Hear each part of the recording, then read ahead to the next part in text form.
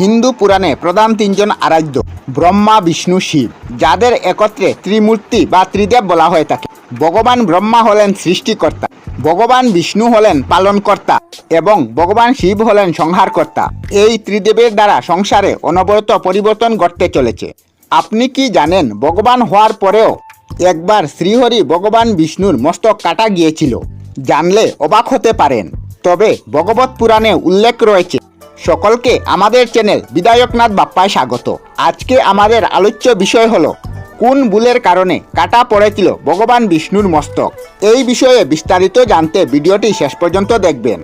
পুরাণে কথিত আছে, একবার ভগবান বিষ্ণু শেষনাগের উপরে গভীর নিদ্রায় মগ্ন ছিলেন। দেবী লক্ষ্মী শ্রীহরি বিষ্ণুর চরণে বসেছিলেন। হঠাৎ চোখ খুলতে অজানা কারণে দেবী লক্ষ্মীর দিকে তাকিয়ে হাসতে লাগলেন। তার এই কাণ্ডে দেবী লক্ষ্মী অত্যন্ত কুপিত হন। তিনি ভাবলেন ভগবান বিষ্ণু হয়তো তার রূপ নিয়ে মজা করছেন। তখন মা লক্ষ্মী ভগবান নারায়ণকে অভিশাপ দিলেন, একদিন ভগবান বিষ্ণুর এই সুশ্রী মস্তক তার দেহ থেকে ছিন্ন হয়ে যাবে। কিছুদিন পরে ভগবান বিষ্ণু এক যুদ্ধে ব্যস্ত হয়েছিলেন। যুদ্ধের পর ক্লান্ত শরীরে বিশ্রাম নিতে শ্রীহরি বিষ্ণু তার ধনুকে একটি তীর লাগিয়ে তার উপরে বিশ্রাম নিতে লাগলেন। ক্লান্ত শরীরে তিনি নিদ্রায় আচ্ছন্ন হয়ে পড়লেন। সেই সময় পৃথিবীর সকল মুনিরা এক মহাযজ্ঞের আয়োজন করছিলেন। এই যজ্ঞ ত্রিদেবের কৃপা ছাড়া অসমাপ্ত। সে কারণে সবাই ভগবান বিষ্ণুকে জাগাতে গেল। গভীর নিদ্রায় মগ্ন ভগবান বিষ্ণুকে উঠাতে তার ধনুকের দড়ি কেটে দিলে তখন সেই ধনুকের তীরে ভগবান বিষ্ণুর মস্তক কেটে গেল। সব দেবতারা এই কাণ্ডে হাহাকার করতে লাগলো। তখন সবাই আদিশক্তির স্তুতি করতে লাগলেন। দেবী এসে ভগবান বিষ্ণুর মস্তক এক গুড়ার মস্তক লাগাতে বললে তার কথা মতো দেবশিল্পী বিশ্বকর্মা এই কঠিন কাজ সম্পন্ন করলেন। ভগবান বিষ্ণুর এই রূপের নাম হয়গ্রীব, যার উল্লেখ বিভিন্ন পুরাণে পাওয়া যায়। এই হয়গ্রীব অবতারের উৎপত্তি এক বিশেষ কারণে হয়েছিল।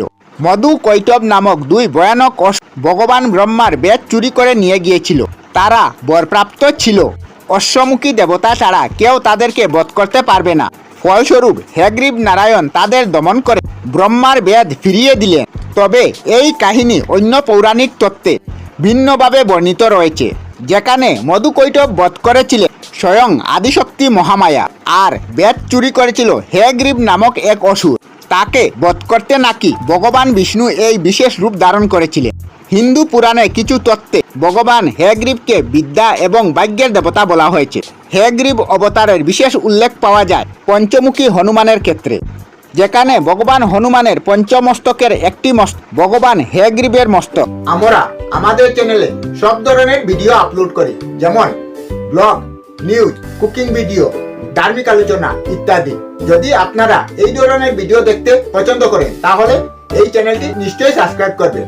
আমি আপনাদের সাথে বিধায়কনাথ আজকের মতো বিদায় নিলাম। আর ভিডিওটি ভালো লাগে লাইক, শেয়ার ও কমেন্ট করবেন।